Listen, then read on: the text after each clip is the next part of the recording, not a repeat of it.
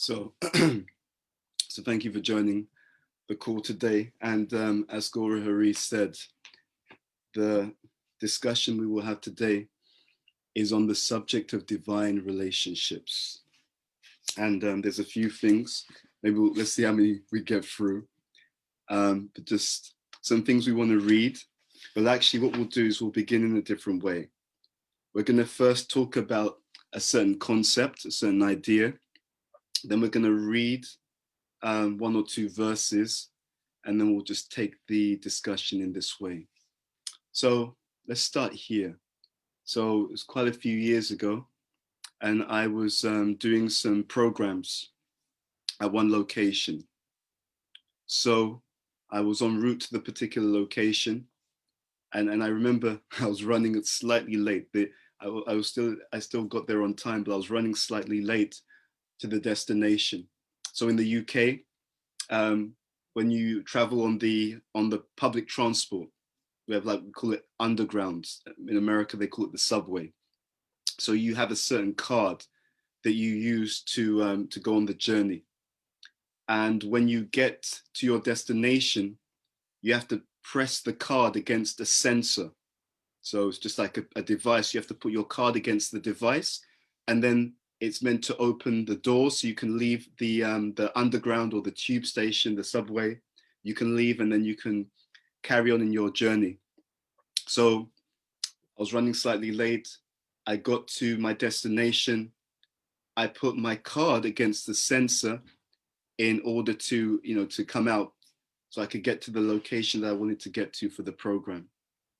When I tapped my card against the sensor, nothing happened. So the barriers wouldn't open. I thought, this is a little bit odd. So I tapped my card again, and again, nothing happened. So I realized, okay, there's something wrong here. I saw one of the people who worked in that vicinity, who helps people when they're trying to travel on the underground. So I asked the person for help, and I said something to them. I showed them my card, and I said to them, my card is not working. And the first thing they said to me is that you're wrong. That was the first thing they said. Without even, looking at my card or anything like that. I said, my card, it doesn't seem to be working. They immediately said, no, you've got it wrong. And then they pointed out, they said, the exit that you are trying to leave, the sensor on the exit is not working. They said, your card is fine. It's the sensor which is not working. If you go to another exit and tap your card against that sensor, you'll immediately be able to come out. So the misperception was mine. There was a situation, something wasn't quite working. I came to one conclusion, and then having spoken to the person, they clarified, no, it's not working, but the reason why it's not working is different to the reason that you feel. Okay, so you just need to do this in a different way, and you immediately will move forward. It was a few years ago now, there was a whole scandal regarding one social media platform, and it was regarding the fact that they'd been able, or a particular organization had been able to manipulate people by doing two things.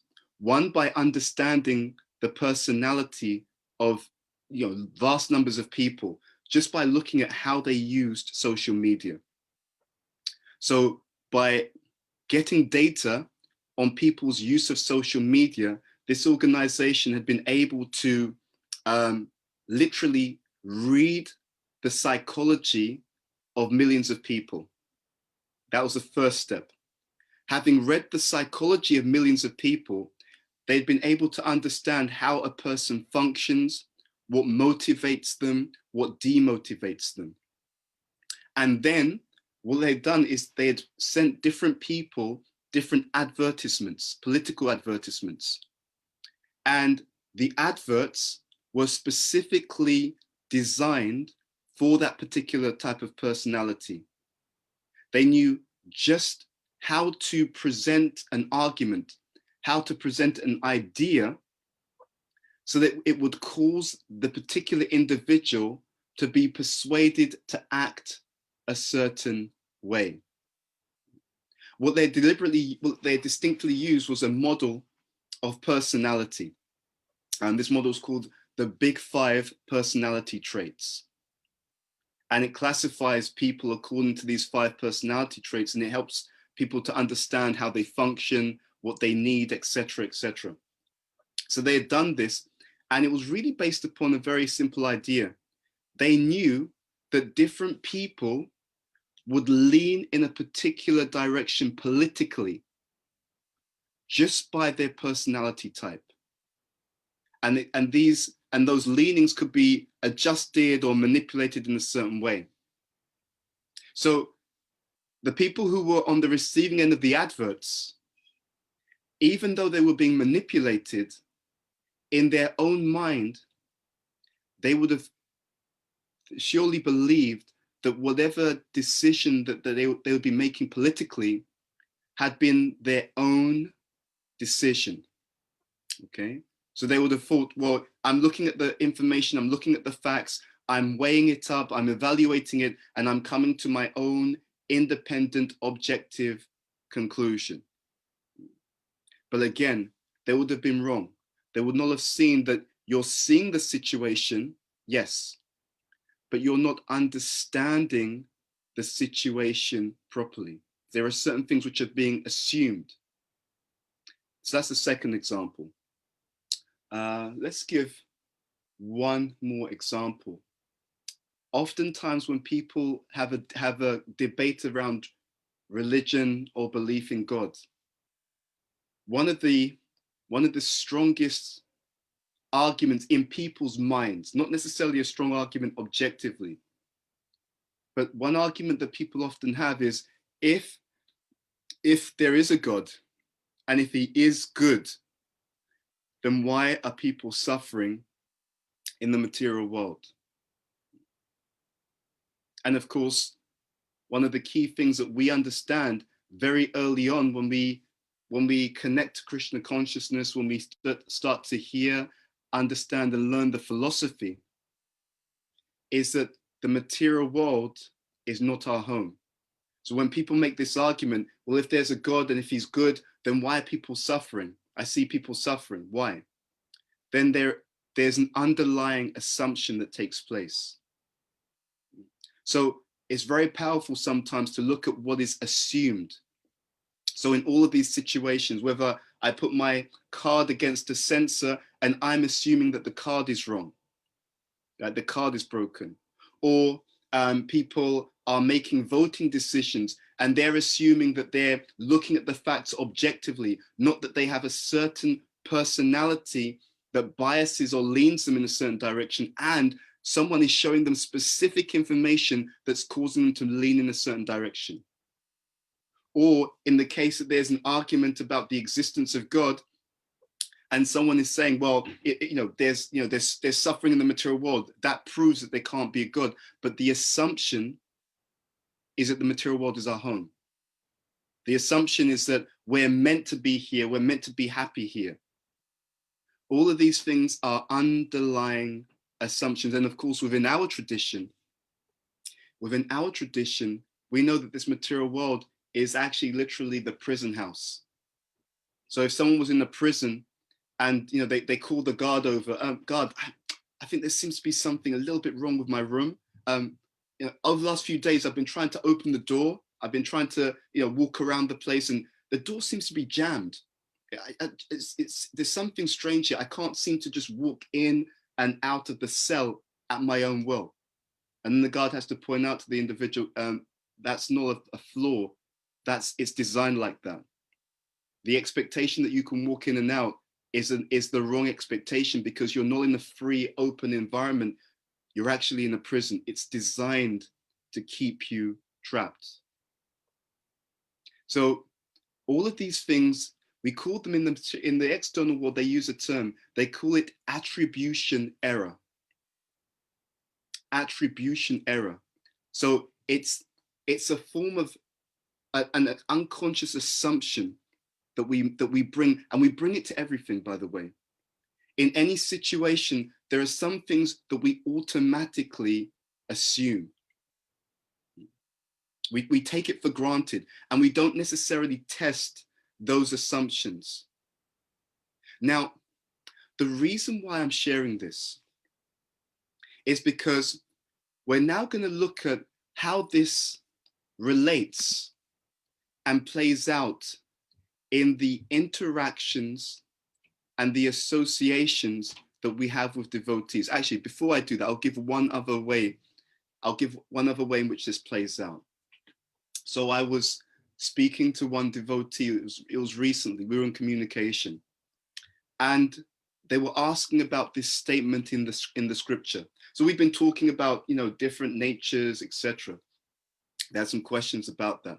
And then they mentioned, but they said, but Bhuta Bhavana, in the scripture, we hear Kalo Shudra Sambhava.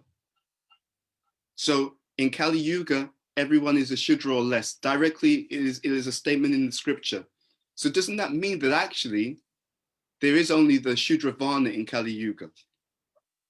And so I went on to explain, and again, attribution error, or let's say a certain assumption. And this is an assumption that we tend to make, especially when we are in our early stages of spiritual life, or our early stages of just really cultivating and deepening our understanding of knowledge.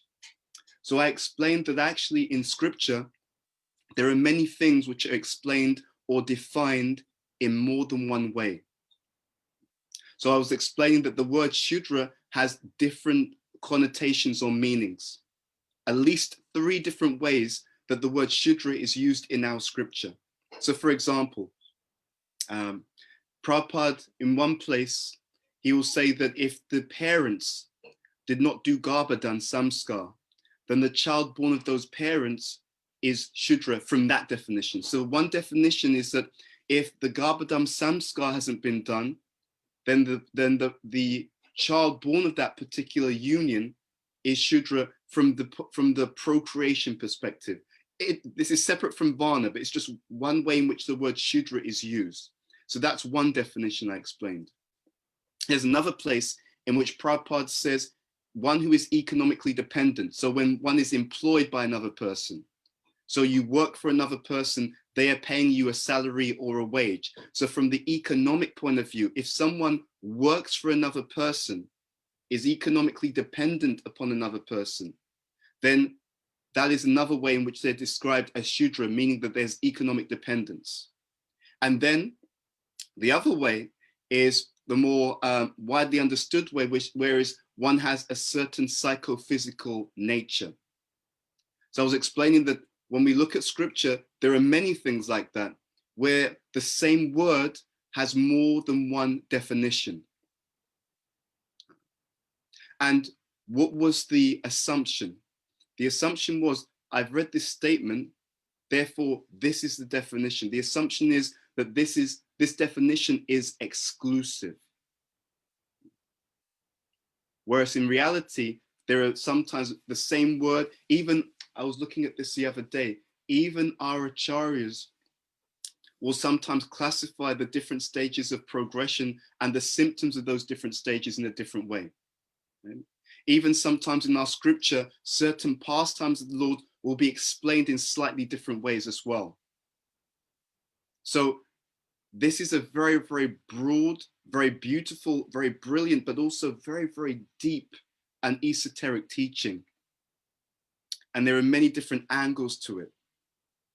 So when we look at this, all of these situations have this in common, this idea, the attribution error.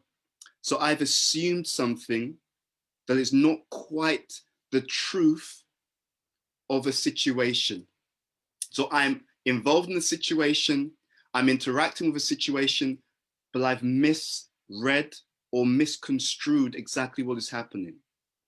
Now, I want to bring this lens to our relationships as devotees. And I want to draw a particular understanding about something that is really crucial that we're not also always so aware of, but which is a fundamental and very key aspect of what is happening as we associate with each other as devotees. So I'm going to begin by reading something to you. And this is from the Chaitanya Charitamrita. Okay, so it's a famous verse, and many of you, or some of you may know it. So Chaitanya Mahaprabhu explains, Krishna Bhakti, Janma Mula, Haya Sadhu Sanga, Krishna Prema, Janme Teno, Puna Mukhya Anga. Translation: the root cause of devotional service to Lord Krishna is association with advanced devotees. Even when one's dormant love for Krishna awakens, association with devotees is still most essential. I'll read this one more time because I really want us to tune into what Lord Chaitanya Mahaprabhu himself is saying here. The root cause, okay, so not just a factor, but the root cause of devotional service to Lord Krishna is association with advanced devotees. Even when one's dormant love for Krishna awakens, association with devotees is still, and he uses the word, most essential. Now, this is really crucial. We know, for example, from the Damodar Lila and the commentary by Vishwanath Chakravarti Thakur, he's explaining that when Mother Yashoda was trying to bind Krishna with rope, we know that those two elements of rope there was two parts, let's say they were two parts too short. And we know that those two parts, those two units, which the rope was always short by, represents two things. Represents effort, so our own effort, our own determination, and it also represents mercy. Vishwanath Chakravarti Thakur also goes on to explain in another literature, Madhurya Kadambini, about this mercy. He will explain how Krishna gives literally his mercy to his devotees, who are then to distribute his mercy on his behalf. Now, he also goes on to explain that the devotee's partiality is not to be considered a fault. So I want you to imagine or consider three things. We have a vehicle and we have a destination. Okay. And this is from the Bhagavatam. And in this particular verse, or actually not just verse, but also the purport, Prabhupada makes a point which really is quite extraordinary in terms of its importance and its meaning. And when I first came across this, it was really an eye-opener, because it really helped me to understand how these two elements come together. So I'll just read this from the 8th canto of Srimad Bhagavatam, chapter 15, text number 28. So this is the pastime where Bali Maharaj is in ascendance. He's able to fight very, very powerfully and to defeat the opposition.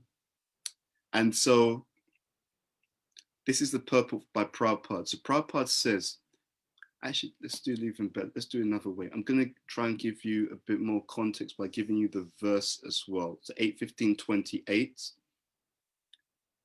We'll read the verse first, and then we'll go into the purport. So this is the verse. Brahaspati, the spiritual master of the demigods, said, "O Indra, I know the cause of your enemies becoming so powerful." So Indra is trying to understand how is it that Bali Maharaj is such a powerful opposition to him. The Brahmana descendants of Bhrigu Muni, being pleased by Bali Maharaj, their disciple, endowed him with such extraordinary power. Okay, and I'm going to read part of the, actually we'll read all the purport. Prabhupada writes as follows. Brahaspati, the spiritual master of the demigods, informed Indra, ordinarily, Bali and his forces could not achieve such strength. And I'm going to pause here because this is very crucial. So there is the individual's own quality, right? And that's what's being alluded to first. Ordinarily, Bali, he couldn't really be so powerful, could not achieve such strength, Prabhupada says. Then he goes on to say, but it appears that the Brahmana descendants of Bhrigu Muni, being pleased with Bali Maharaj, endowed them with this spiritual power. In other words, Brahaspati informed Indra that Bali Maharaj's prowess was not his own, but that of his exalted guru, Sukracharya. Then Prabhupada goes on to explain the following.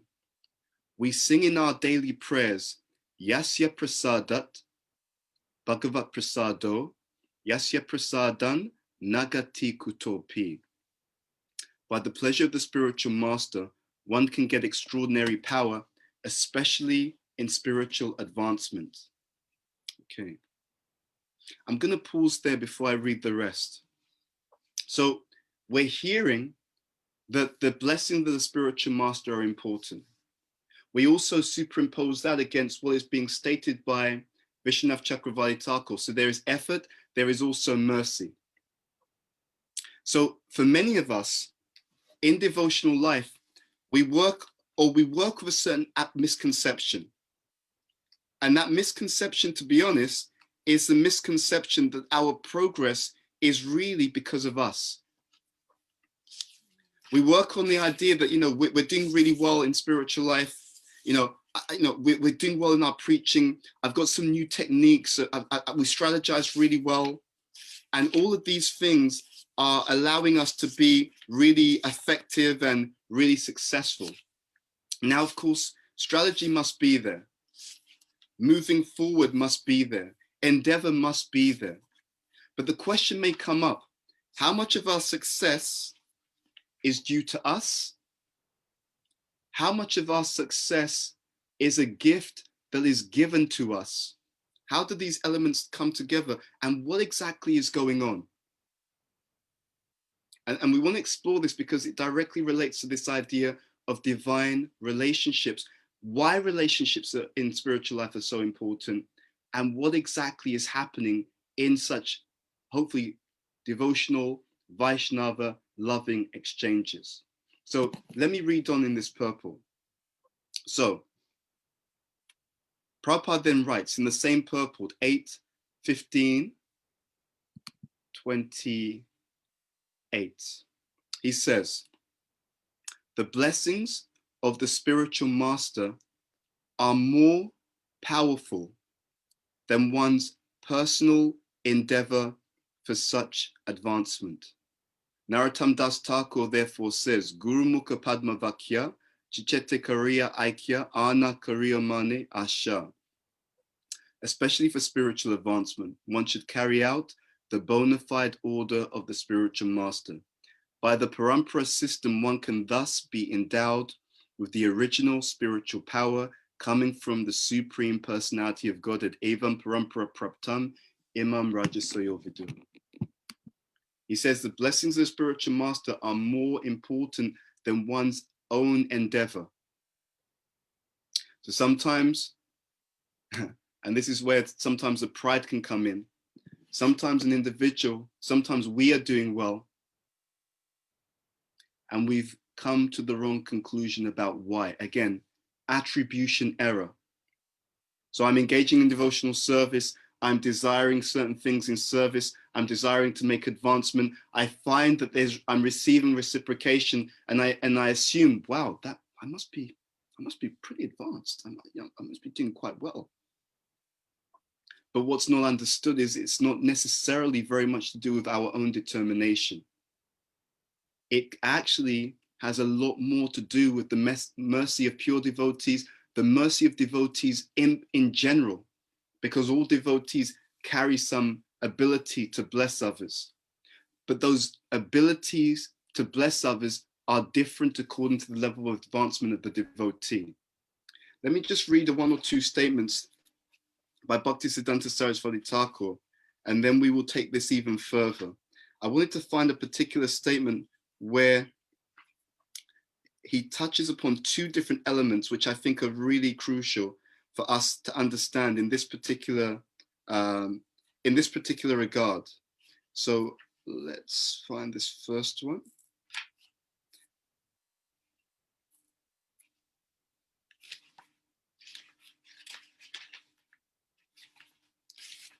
So bear with me 1 second. Just want to find this particular statement.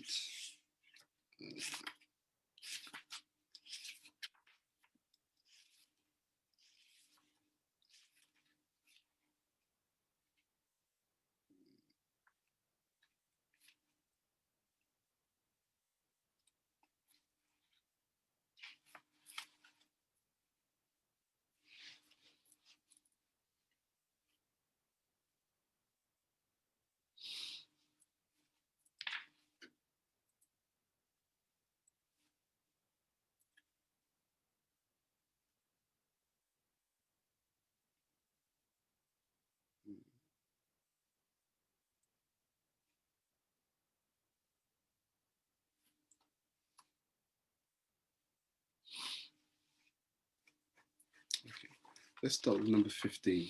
So, this is principle number 15. An intimate devotee does not have any other desire besides serving the followers of Sri Rupa Goswami.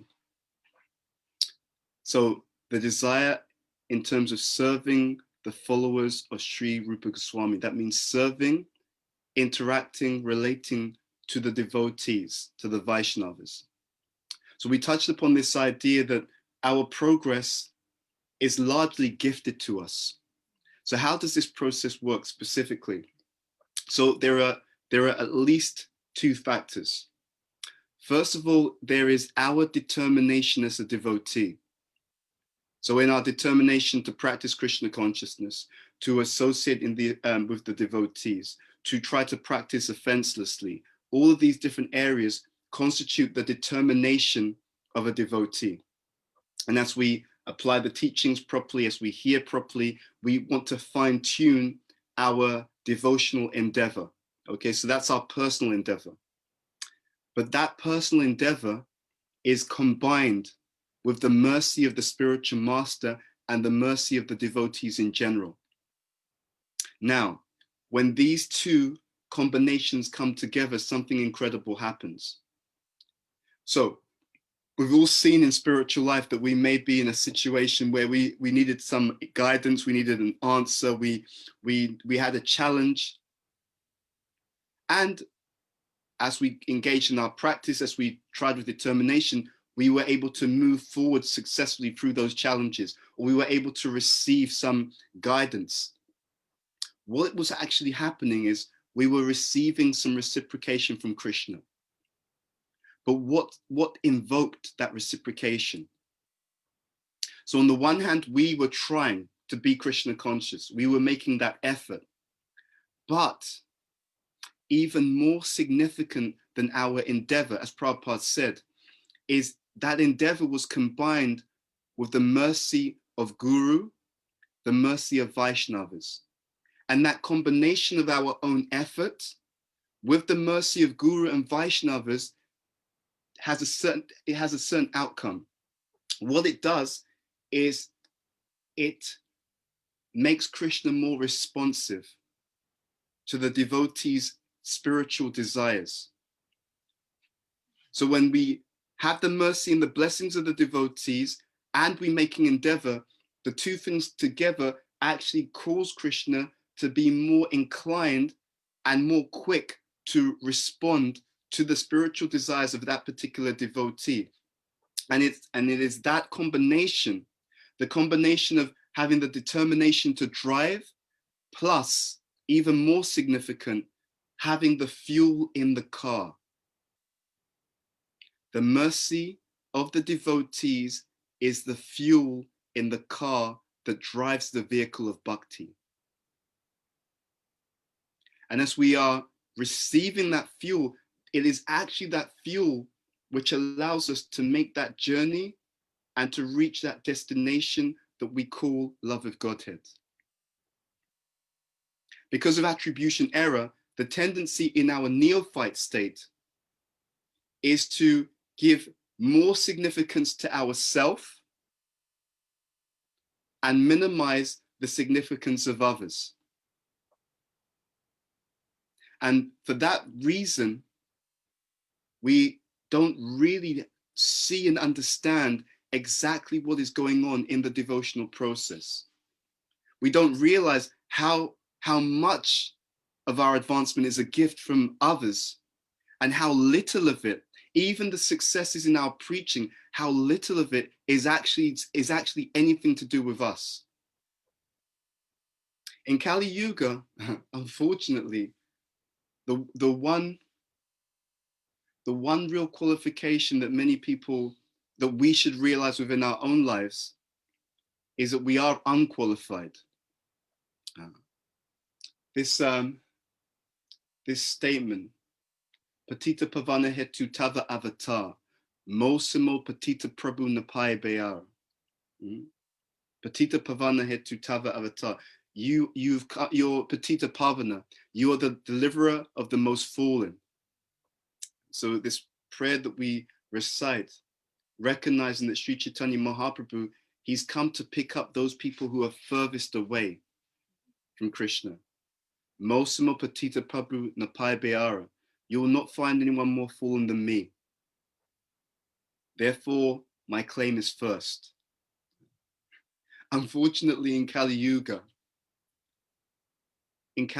everything diminishes. So it is said in the scripture that duration of life goes down, intelligence goes down, good qualities go down. Everything else, everything in Kali Yuga diminishes relative to previous ages, except one thing. In this age of Kali, the one thing that actually increases while everything decreases is false ego. The false ego is the one thing that always goes up.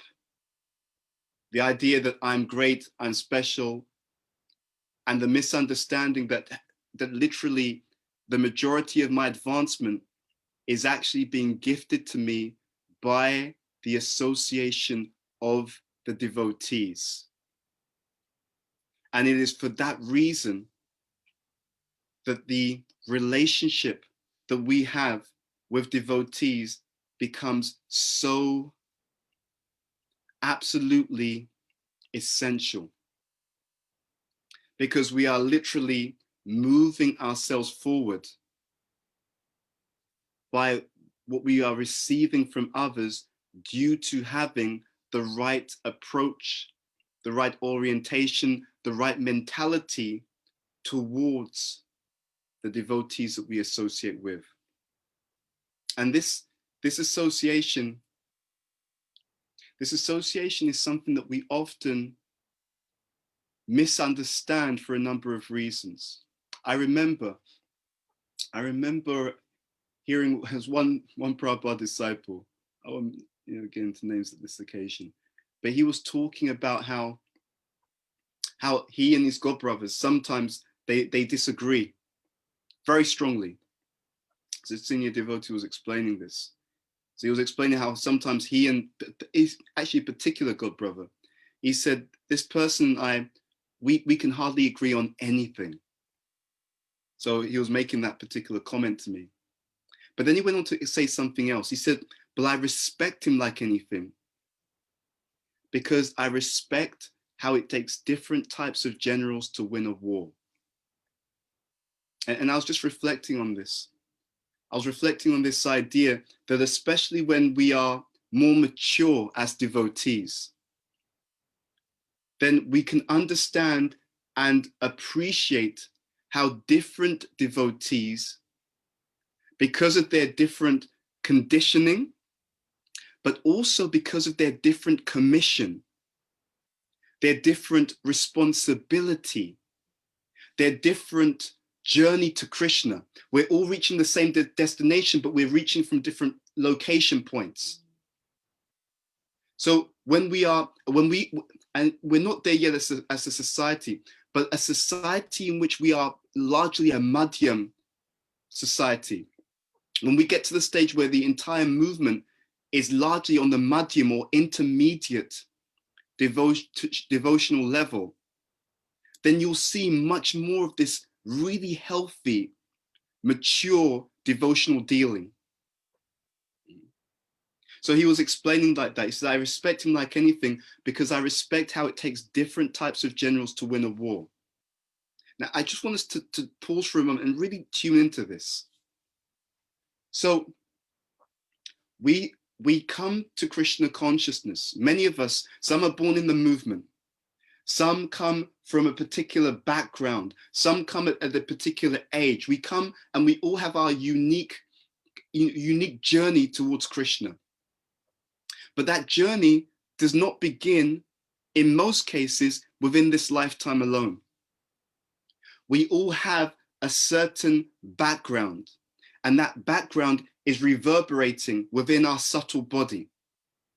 For example, there are some devotees in their previous life, they had a particular way of engaging in the association of devotees.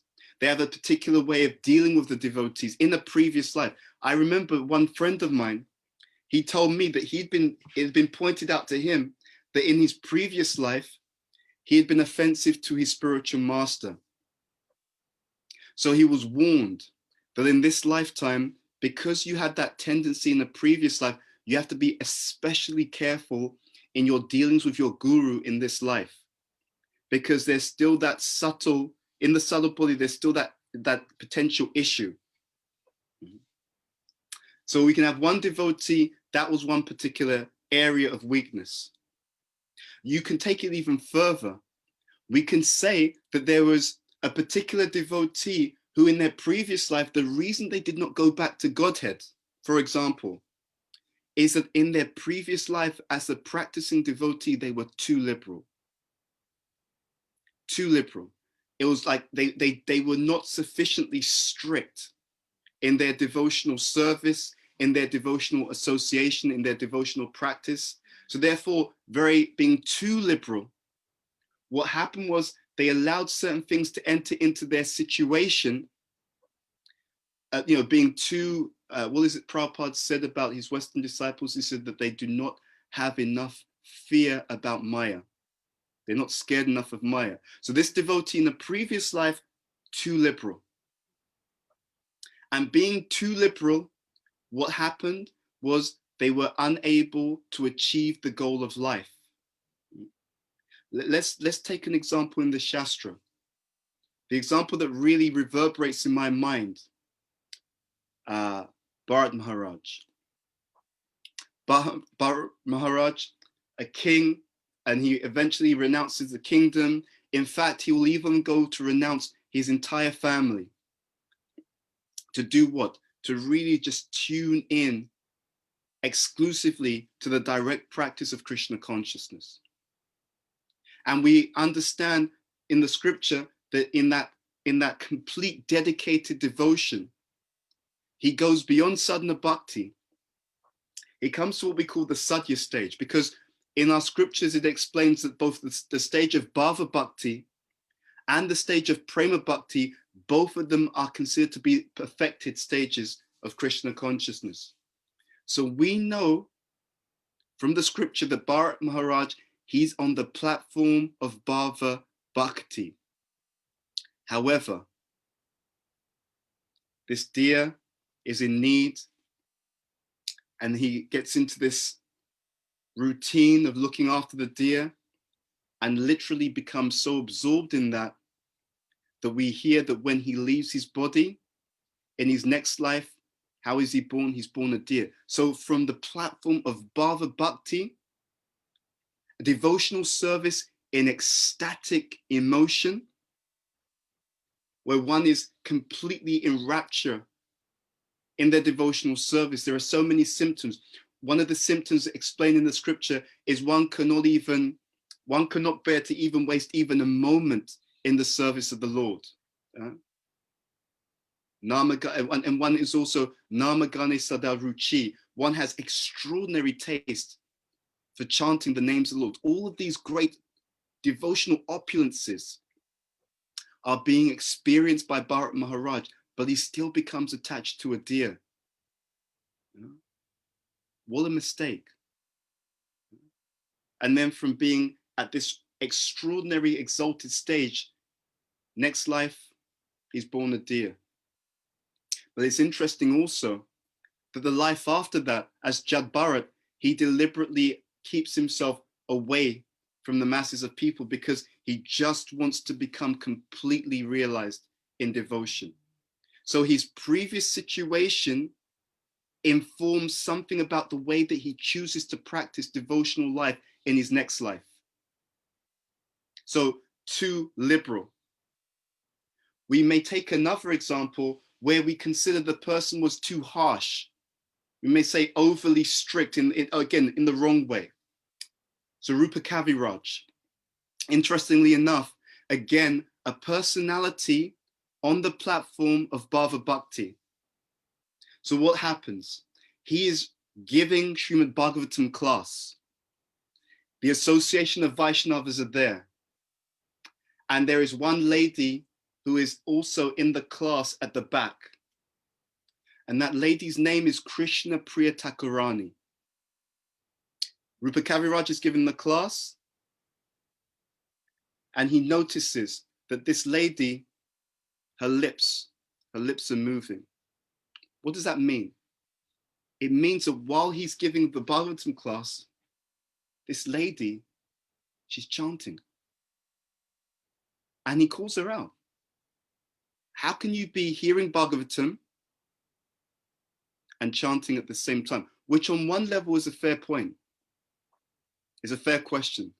You would not go to a Bhagavatam class in any of our temples and just be there with the bead bag in your hand. The person's giving the class and you're Hare Krishna, Krishna Krishna, Hare Hare, Hare Ram, Ram Ram, Hare Hare. So it is a fair question, except for the fact that this Krishna Priya Thakurani, she's a pure devotee. And in the heartbreaking humility of all pure devotees, which is literally one of the defining characteristics of pure devotees, their extraordinary humility. She very humbly explains that she cannot help herself. The holy name is always vibrating on her lips. At this stage, we know, someone who's at this stage of devotion, we know from scripture, it's not that the holy name is on their lips, that the Lord is descended, right? He is using them as an instrument. So they're literally being used for the vibration. But Rupa Kaviraj, when he hears this, he does not take the proper mentality towards this particular exalted personality. And as a result, later on, he will fall down. And Rupa Kaviraj, at the platform of Bhava Bhakti, had so many followers. So when he started to fall down, he became a deviant. He started giving a deviated form of the philosophy. And not only that, because he was a leader, as he deviated, he actually misled so many other people who followed him. And it is interesting what happened to him eventually. He became a ghost, a ghost who haunts people who offend devotees. So two individuals, one was too liberal in the wrong way as well. One was too strict in the wrong way as well. Now, we can then bring that to our situation as practicing devotees. It is a fact that in our movement, there are a whole variety of different devotees who also have different leanings. Some people, they lean more towards being more on the liberal side, okay? And devotional practice and the way of expressing devotion, it's not a point, it is a spectrum, okay? There are extremes on the spectrum which go outside of devotion, outside of our genuine devotional philosophy and culture. So there are extremes which go beyond that, and they should not be done, because then they go outside of the boundary of genuine devotional teachings and practice. But if we take away the extremes for a minute, there's still a whole wide range. And therefore you will see bona fide, sincere, well-intentioned devotees on the range of liberal and on the range of strict. Sometimes what can happen in our dealings is, if I'm on one end of the spectrum, I may say that those on the other end of the spectrum, they're wrong. They're just wrong. They shouldn't, the conservatives, it's wrong. Or the liberals, they're wrong. Not necessarily. If we are able to pull back, and if we're able to understand the dealings of devotees from a wider perspective, if we're able to consider that different devotees have a different history of devotion in different lifetimes, if we're able to consider that they have different conditioning, different natures in this lifetime, then we can consider that different devotees will need to walk a different path in order to come to the same conclusion, in order to come to the same destination of Krishna. So what do I mean by this? So let's say that one devotee in their previous life was too liberal, and they know that that was, they don't even know consciously, but subconsciously, they have a certain aversion, a certain let's say healthy fear of being too broad. They may not even understand why they feel that way, but within their subtle body, they're carrying this dormant awareness, this remembrance that actually that was the thing that caused you to fall down in a previous life. So therefore, in this lifetime, they just naturally lean towards being very black and white in their devotional practice, in the way that they preach, in the way that they practice, the kind of people that they associate with, what they emphasize. And it's coming from a place actually of trying to be as careful as possible so that they can make sure that they achieve the goal of love of Godhead. Now, another devotee from the other end of the spectrum, in their previous life, they may have been so harsh, so black and white. There's only one way. There's only one thing to do. They may have been very judgmental of others. And in this life, that tendency may have caused them not to achieve the goal, not to make advancement. They may have even fallen down, and they may have suffered tremendous reversals and repercussions in their previous life as a devotee because of having that attitude. So in this life, they're very careful, very sensitive to anything that comes, that has that feel of very, very strong, judgmental, black and white Krishna consciousness. It just invokes a natural, oh, okay, I'm not comfortable in this. I'm not comfortable where this is going. I'm not comfortable with this kind of language, this kind of approach. Because they remember that it was a cause of an issue and their fall down previously. So ladies and gentlemen, in our devotional life, as we deal with different devotees, in the association of devotees, especially that association which Krishna puts into our environment despite our best attempts to avoid it. This is something to also look out for. Sometimes Krishna wants you to associate with someone because they have a gift for you. They have something to teach you, something to show you, something in their example. And it's not just devotees, even non-devotees. One of the most exciting things that we can do in our lives is ask ourselves, why is it that I always come across this type of devotee or this type of person? There are no accidents. What am I meant to learn? How am I meant to grow from that association? And sometimes the association is to teach us what we should be doing more of. Sometimes the association is to show us this is what you should not be doing, because this is how it comes across and this is what it leads to. Sometimes the same devotee or even the same non-devotee, by their example, the lessons are dual. By their example, they're showing us certain things that we should be doing more of. And by their same example, they're showing us these are some things that you should definitely not be doing. It is just that magical.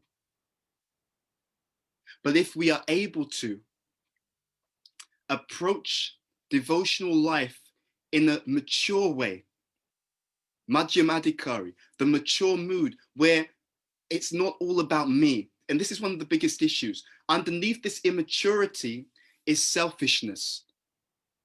Underneath this immaturity is a closed-minded, myopic or narrow-minded view of devotional life. And that view is all based upon or all centered upon the idea that I'm the center.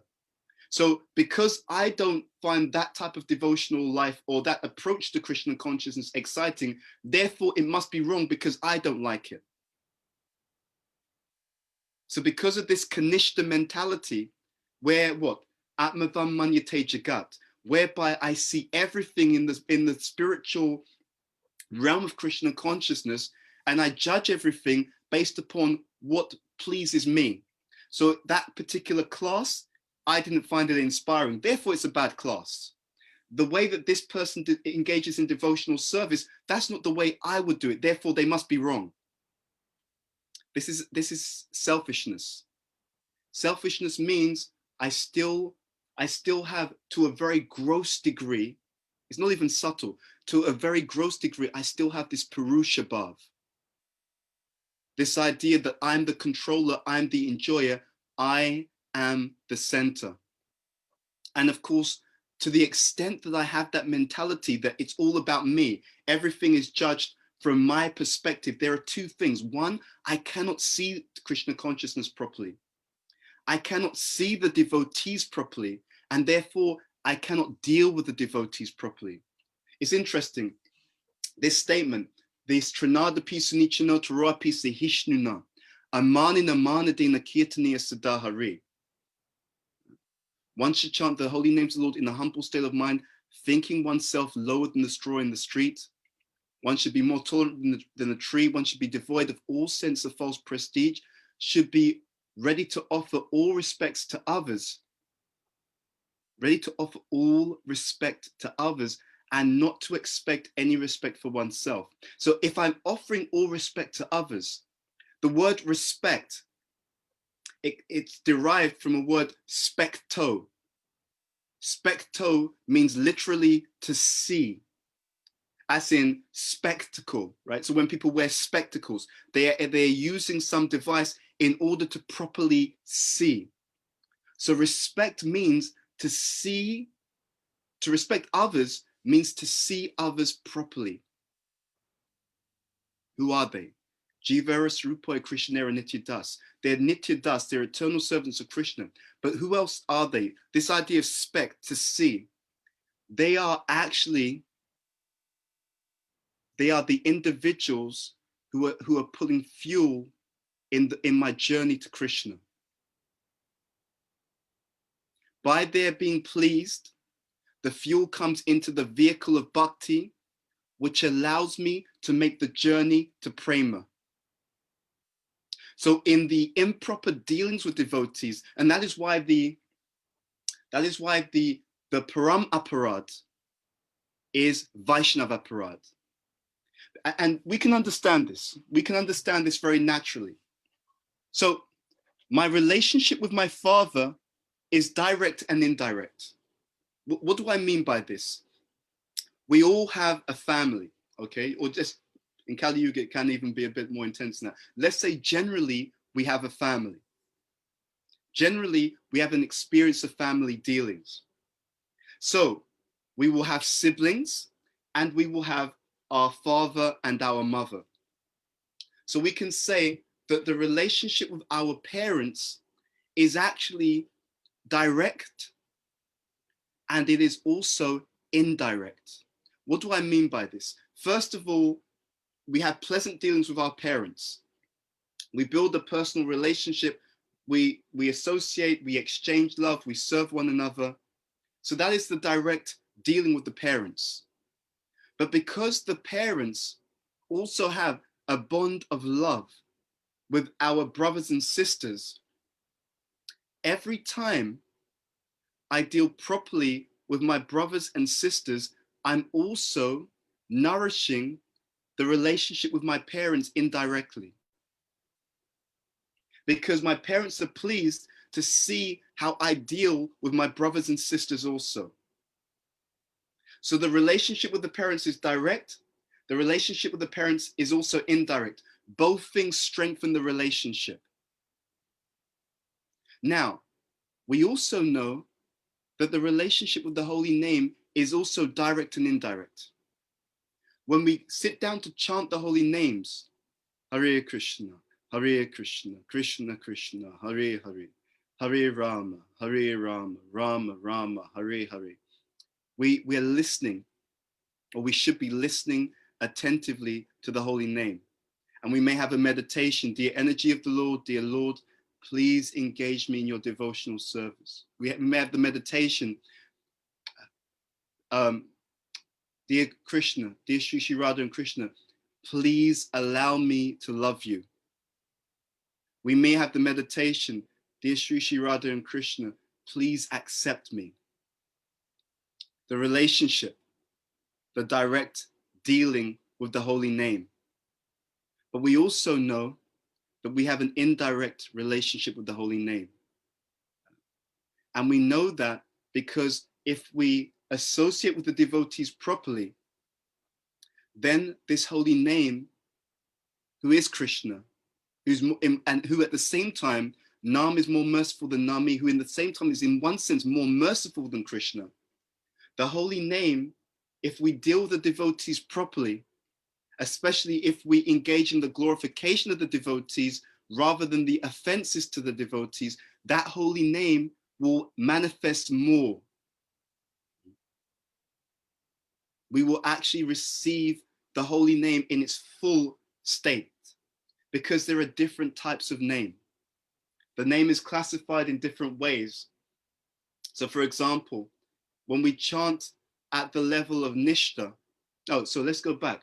When we chant before the level of Nishta, that is called Vaikari Vak. So we're chanting the name, but it's just the external syllables. And that relates to what we call Nam Aparad. When we chant at the level of Nishta, which is the level of the Madhyam Adhikari, then we're chanting the quality of the sound is called Madhyama Vak. And that stage is Namabas. And then of course, at higher stages, we can get to Pasyanti Vak, and then there is Paravak. So it is not the case that all the chanting is the same. There is chanting at the level of the body, Namaparad, by Karivak. There is chanting at the level of Nishta, which is chanting at the level of the mind, which is the Madhyamavak. There is chanting which is even more advanced, chanting at the level of the intelligence. That chanting, that quality of sound, Pasyanti Vak. And there is the pure chanting, the chanting where the soul is calling out to the Lord. It is actually the soul. The level of chanting that Prabhupada has, the level of chanting of a pure devotee, that quality of sound, that is called Paravak.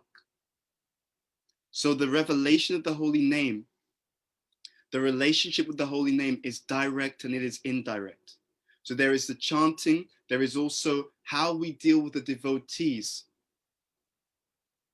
And again, it draws us back to the point we made earlier about the Kanishta Adhikari versus the Madhyam Adhikari, etc. So we know from the scripture, what does it mean to be the Kanishta? One of the defining characteristics of the Kanishta Adhikari. They see the guru, they respect the guru. So someone is a guru, okay, all respects. They also respect the deity in the temple. Okay, this is Krishna in the deity form, but they do not have proper respect and proper dealings with the devotees. That is why they're Kanishta. That is one of the defining characteristics of the Kanishta. So when you see the devotees who don't know how to deal properly, and if we do not know how to deal properly with devotees, we should understand we're still at very preliminary stages in spiritual life. And that is why it is so interesting. That is why what do we see with the Kanishta Adhikari devotee? They claim to love Guru. Oh, Guru Maharaj, I want to please Guru Maharaj, I want to serve Guru Maharaj. But it's superficial. How do we know it's superficial? Because if someone is a bona fide spiritual master, an advanced Vaishnava, then the teachings come in two forms.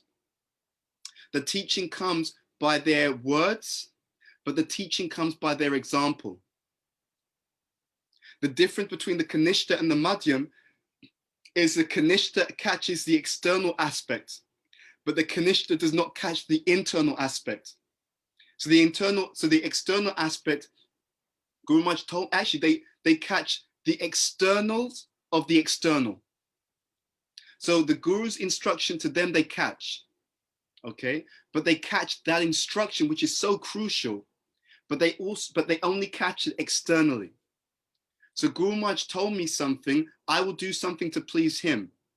But even though Guru Maharaj told me something, for example, Guru Maharaj said that we should deal properly with all the Vaishnavas. I only catch that instruction to the extent that I deal properly with Guru Maharaj. But he said I should deal properly with all the devotees. But no, I will deal properly with Guru Maharaj because he's a devotee. I just completely ignore the same application of the same instruction as it appeals to everyone else. So Guru Maharaj, oh, he's senior, he's my guru, I will deal with him very nicely. But this bhakta, why do I need to talk to you? Or this person, I'm gonna insult you, or I'm gonna look down on you. So I didn't actually follow the Guru's instruction properly.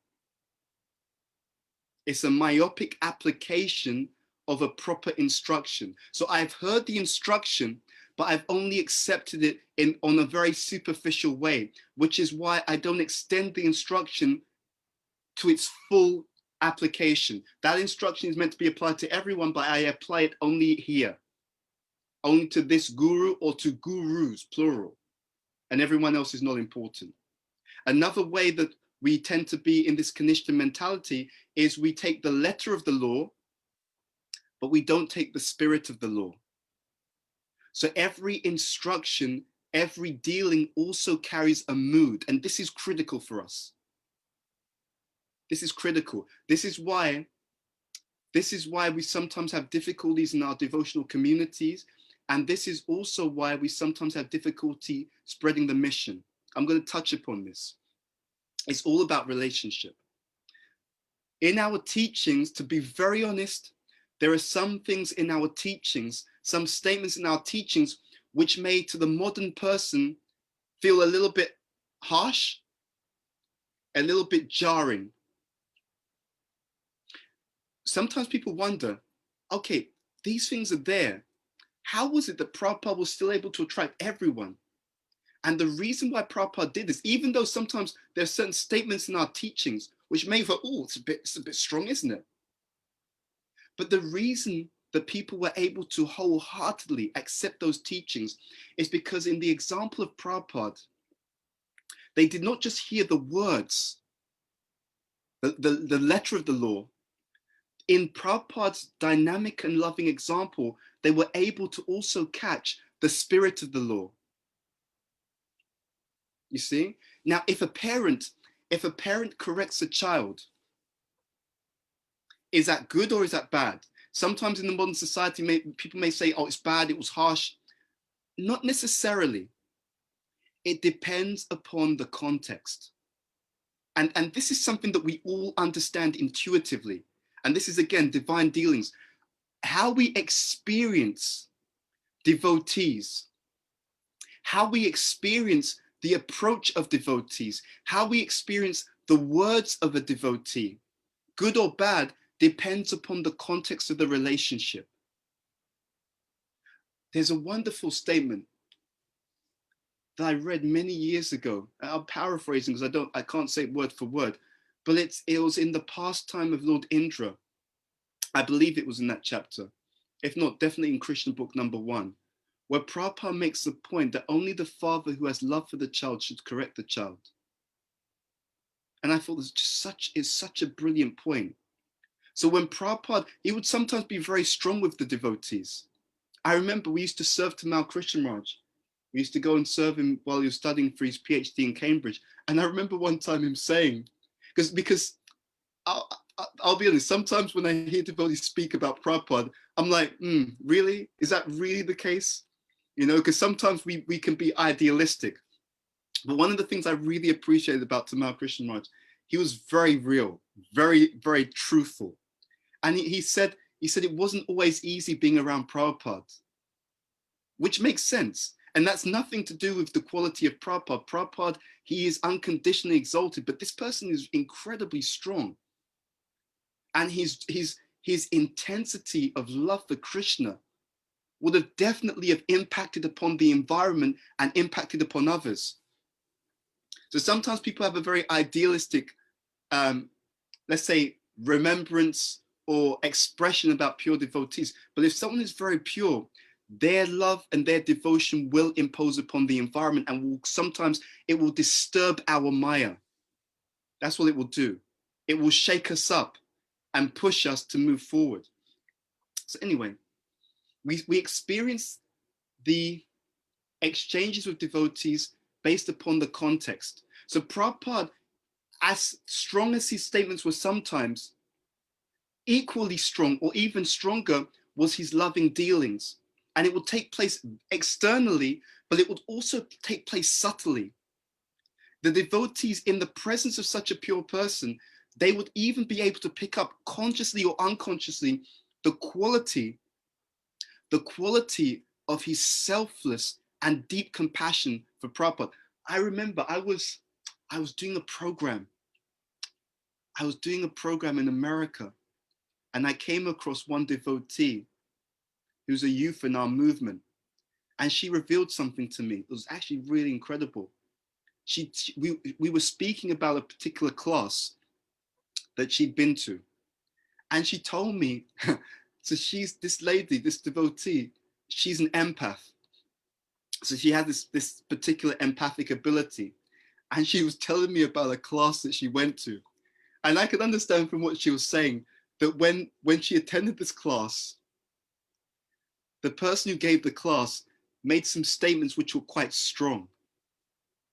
And I felt, and what I understood was that she didn't necessarily, she was a bit challenged by some of the statements. But what she revealed to me was something very interesting. Because she was an empath, she said to me, I could hear the class from this devotee. And, you know, they were saying some strong things. She said, but I'm an empath. She said, but I could feel that this person who was giving the class, as strong or maybe disturbing, you know, to her, it wasn't that the person said something disturbing, but she found it a little bit like, oh, I'm being kind of challenged here. She said, but I can feel that this person genuinely cares about me. You know, she could feel that the person where the statements were coming from was a place of genuine care and compassion for the people that were being preached to. She actually revealed that to me. We were sitting down talking. And so I thought that was really incredible, because it wasn't just the letter of the law, let's say, but she was able to understand something about the spirit of the law, where this was coming from. So we come from different places. We have different leanings. We have different places that we are taking as a starting point as we make the journey to devotion. And if we are to have proper dealings, it really means, if we translate it, it means we have to come to the Madhyam Adhikari platform. That if you take it all down together, if you boil it all down, the reason why there are difficulties in our dealings is because as a global society, and even sometimes as individuals in community, we have not properly come to the Madhyam Adhikari platform. The more that we do this, the more that we can actually see the devotees properly, deal with the devotees properly, and we will have differences of opinion. We will have differences in terms of how we view Krishna consciousness, but that can be okay, as long as it's in the bona fide realm of the teaching. We're gonna spread Krishna consciousness by doing what? By preaching the letter of the law, but even more, that letter of the law is the words and the teachings, but more powerful is how we embody those words and the teachings. We have to understand that people are so burned out, are so disappointed in their exchanges, whether they're religious or not, that they've forgotten that there is a supreme Lord who actually loves them and has care for them. That idea that there could be a caring supreme person who wants what's best for me selflessly, it is so alien and so distant from their experience. So even if we tell people that, it's hard to really accept. But what can make it really come to life is if and when and to the degree that they see that embodied in the example of devotees. That means more than the letter of the law is the spirit of the law. More than the words is the devotional culture. Because culture embodies the words, the compassion, the sweetness, and how it applies on a moment-to-moment basis in the exchanges between devotees. Prabhupada says that this ISKCON movement is a cultural movement for the re-spiritualization of the entire world society. He explains this in first canto Bhagavatam. So the dealings, the divine relationships means the divine culture. That divine culture is experienced as we come more to the Madhyam platform. So we have to advance. We have to learn to purify the heart so we can deal properly, and we have to deal properly so we can purify the heart. Direct relationship and indirect relationship. All of these things coming together will allow Krishna's pleasure to flood our lives. Will cause the holy name to be pleased, so that the same holy name that we've been chanting will now reveal himself more and more and more as we move through those different stages of chanting and come to the point as pure devotees where, because of how we have received the mercy of the Vaishnavas through the proper dealings of the Vaishnavas, especially the advanced devotees,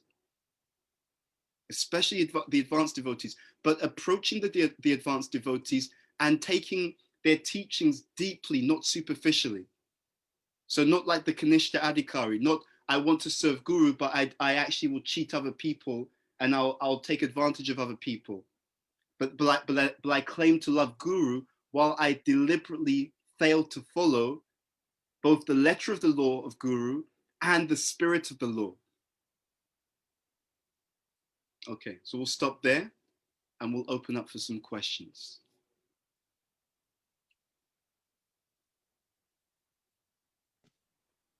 Thank you so much, Bhuta Bhavana Prabhu. I guess everyone was just so absorbed and so much in listening mood. I did not receive questions so far, but I had one that was coming in my mind. First of all, wow, you really covered in so many different areas, and I like very much what you were calling this attribution error, that we actually assume things to be like this or like that and create so many difficulty just because of those assumptions that we sometimes do not clarify. I was just wondering, after such a lecture, it's clear for everyone, okay, I'm fully dependent from the mercy of the Vaishnava, I should really work carefully on those relationships. I was just wondering, because let's say for myself, still being a Kanishta Adhikari, after 1 day or 2 days, I will again be in this same frame of mind and might keep doing these same mistakes. What will be your homework or your advices that we can work on to progress more into solving this problem? Because I think we all heard millions of lectures about the Vaishnava parade, elephant parade, but still it's just so difficult to go over that. So if you have like practical application, or maybe what do you do yourself to keep yourself protected from that? Okay, well, first of all, this is something that I also need to work on. So in speaking about it, one thing I can do is by speaking about it, I can also be more mindful and more careful. So let's start there. So I'm in the same situation. There's a few things. I think the first thing is to give a certain credit to all of you on the call and to all devotees. I was thinking about this the other day. Every time we hear a class, we're not quite the same. And I think it is important to recognize this. It's not that, oh, we've heard it a million times before. No, actually, every time we hear it, even though it may be imperceptible, if we have heard sincerely, it will move us even a tiny bit forward. But there's a few things we can do to really accelerate. So the first one is we need to understand its significance. When devotees do not act properly, it has a lot to do with the fact that they don't really understand the significance of something, you know? And because we don't understand the significance of something properly, that's why we don't take it seriously. And that's really important. It applies to each of us. It applies to the devotees. We don't really understand how rare it is to be a devotee, how rare it is to find someone who has come under the shelter of Sri Chaitanya Mahaprabhu. And this is really important. Golokera Premadana Harinam Sankirtan. The holy name was being practiced on this earth planet before Sri Chaitanya Mahaprabhu came. He was not the first person to give the 16-syllable Hare Krishna Maha Mantra. However, when the Hare Krishna Maha Mantra was chanted before the advent of Sri Chaitanya Mahaprabhu, first of all, it wasn't chanted, it wasn't so widespread, it wasn't known so widespreadly. It was known by a few people, and the conception that they had of the mantra was different. Prior to the advent of Sri Chaitanya Mahaprabhu, the few people who had awareness of the Hare Krishna Maha Mantra and who were chanting the Hare Krishna Maha Mantra, their conception was that by the chanting of this mantra, they would get Vaikuntha Prema. They would go back home, back to Godhead, but that back to Godhead meant Vaikuntha. The followers of Sri Chaitanya Mahaprabhu, the holy name that we've been given, this Maha Mantra we've been given, Golokera Premadana Harinam Sankirtan. Narottam Das Thakur has explained what? The treasure, the translation of this verse by Narottam Das Thakur. Golokera Prema. Golokera Prema. The treasure, Golokera Prema Dan. Dan means treasure. The treasure of divine love in Goloka Vrindavan. Harinam Sankirtan has descended in the form of the congregational chanting of the holy names of the Lord. So the same Hare Krishna Maha Mantra that few knew before, now it's been given by Lord Chaitanya, but it's going to take someone, if we follow in the mood of Prabhupada and our acharyas, it will take us back to Goloka Vrindavan. So it is extremely rare to have this opportunity. What we've been given is an opportunity that is not even there for Lakshmi Devi. We're being given an opportunity to go back to Goloka Vrindavan. So those people who by the causeless mercy of the Lord and his devotees even know about this, they are extremely rare individuals and extremely fortunate, extremely valuable people. So again, specto, respect, recognizing who we're dealing with and the exalted rarity of the devotees. It begins there. It begins with understanding the value and the significance of every single person who comes to Krishna consciousness. Now, if I have that understanding, everyone is valuable, then something else comes from there. Because in the Shikshashtakam prayers, the first verse given by Sri Chaitanya Mahaprabhu outlines what is called the 7 excellences of the holy name. Those 7 benefits of chanting, that verse and the benefits are meant to instill faith, because when you value something, you deal with it properly. You take it seriously. You deal with it carefully because you know this is important, this is valuable. So the truth of the matter is, we don't understand the significance of the devotees. Therefore, we don't value the devotees properly. And that's the beginning of our problem.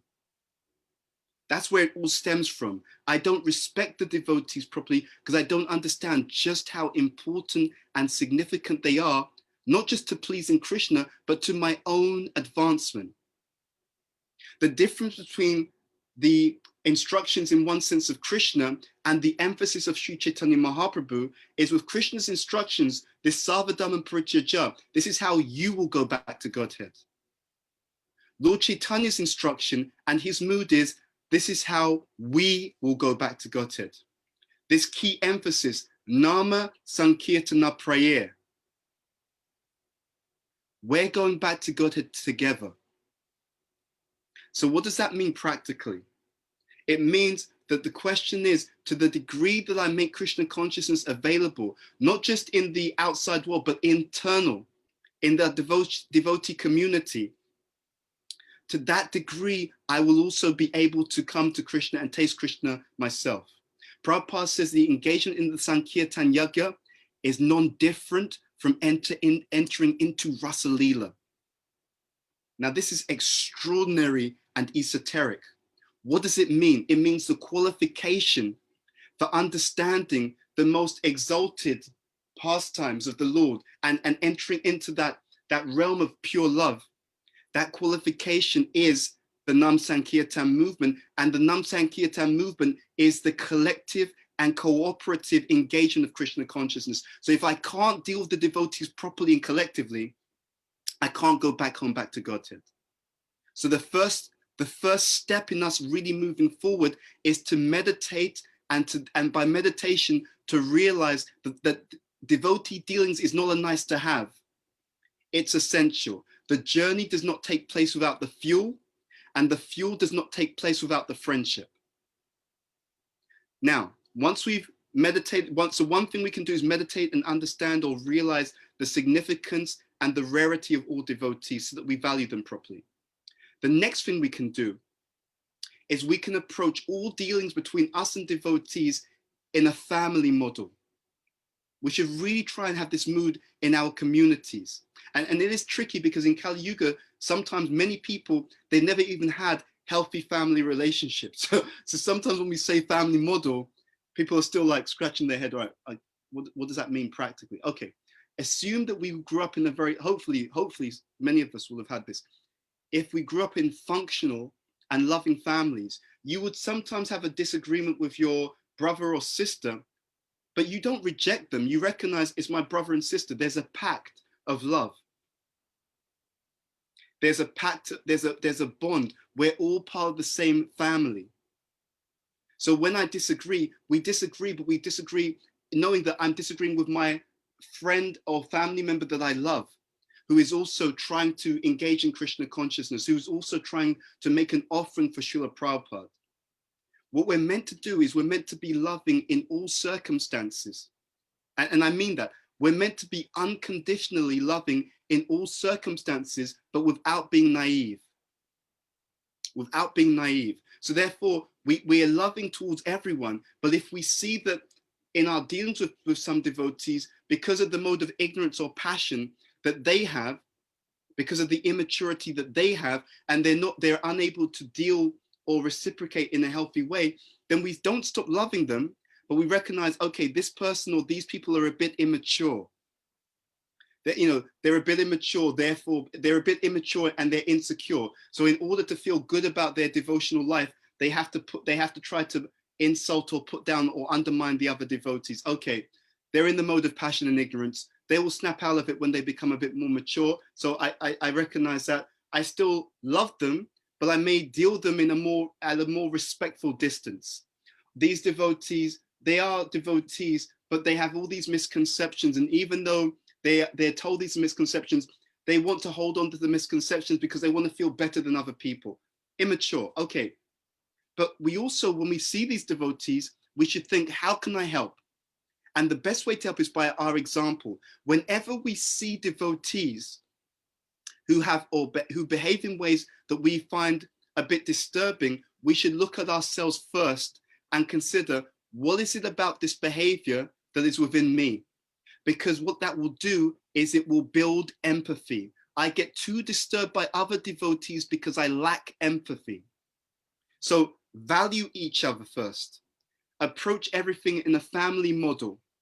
And then whenever we see what we may consider to be an area for improvement in another, I should consider, how is that same quality present in me first? First, let me correct myself or recognize I have the same thing in a different way. And that way I will have empathy. So I will approach the devotee as like approaching a mirror. So if I had that same fault, how would I like devotees to help me to improve? Because I am my brother and sister's keeper. So in summary, 3 things we can do practically. Meditate on how rare the devotees are. Deal with everyone as if you're dealing with a very loving member of your family, someone in your family that you really love. Treat everyone as a loving member of your family. In other words, treat them in the way that you would treat the person that you love the most. Okay, so meditate on this. Everyone is a devotee and we're dependent and they're valuable. Everyone is a member of my loving devotional family. So my success and failure is also based upon how I deal with them. And therefore, even if I see something that I consider a fault, have empathy. If I'm too disturbed by something that another person does, if ongoingly I'm too disturbed, it usually indicates that I have something of that same quality within myself and I'm not sufficiently recognizing it. Okay, so we'll stop there.